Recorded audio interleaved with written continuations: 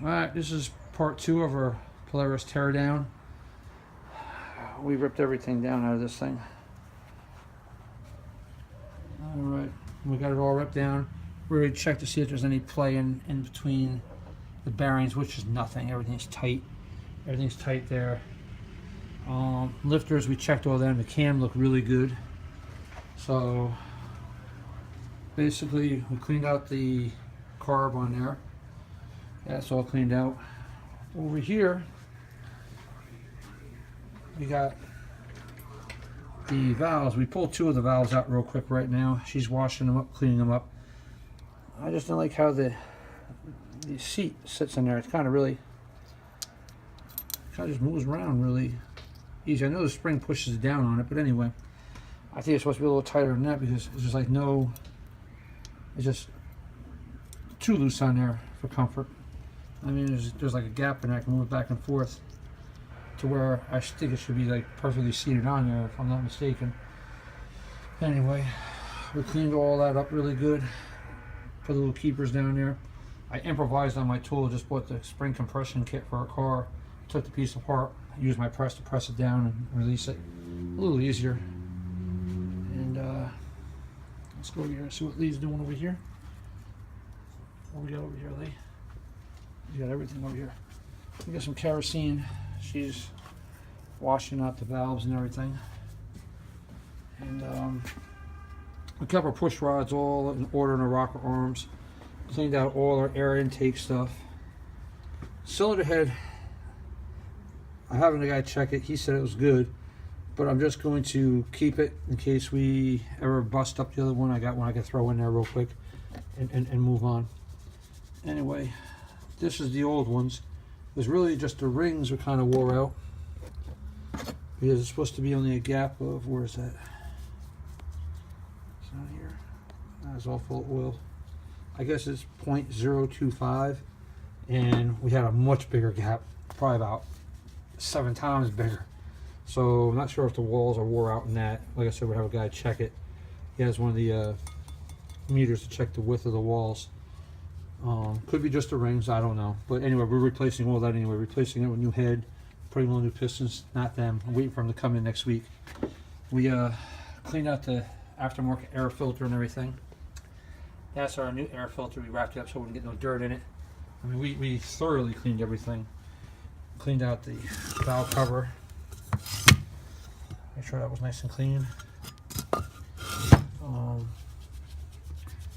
Should have soaked the bolts of kerosene again. Spark plugs. That's how they were. They were like getting really rich. Well, the machine was burning rich, so they're getting kind of carbonated up. Even though we do have the EGK injector kit thing here, electronic jet kit, which you're supposed to be able to get it a little better. You know, it's supposed to be able to lean it out or whatever. And we got a real good belt on here. It's grooved on both sides, not just one. Grooved on both sides. So, okay, let me go over here. These are the back rails. We got the back bumper guard, our exhaust, the dual exhaust that it has, the rear bumper. Back there is the rear end. Let's go over here. We're going to leave all this for tonight until we come back. After I clean those valves up, and I can mark everything so everything will be put away clearly. I don't want to put nothing away without it being, you know, just marked. I'd rather put same springs on the same side, everything the same, you know.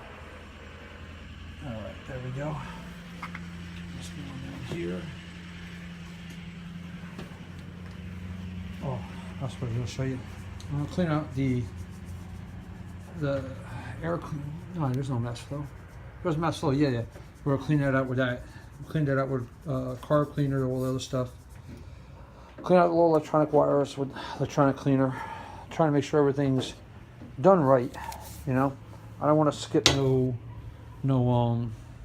parts of doing this. I mean, we got the oil and the oil filter ready to go in at the end. New antifreeze to put in the end.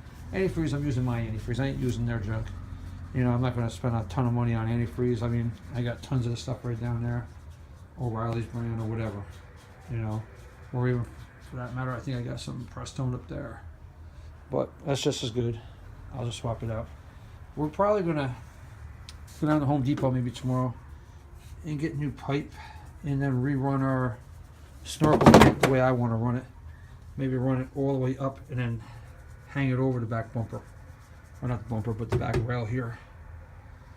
After that's done, hopefully we're not going to spend no more money in this. So, let me see. 7 for the machine. 28 in parts last time. Another $1,000 in parts this time. It's getting deep. We're going to clean all this up and paint all this stuff that's all scratched up under here. I mean, we're going to make it good. We serviced everything. I mean, there's nothing left to service on this machine. We got even the synthetic rope put in there. Brand new tires, like I said, brakes, wheel bearings. We even got the little shock for the steering wheel, because the steering wheel wouldn't go up or down. And we even put a new bearing into the wheel. What else do? We got the Napa battery in there. All right, I think that's about it, right? How's it looking? Good? Mm-hmm. All right. We'll be back, YouTube.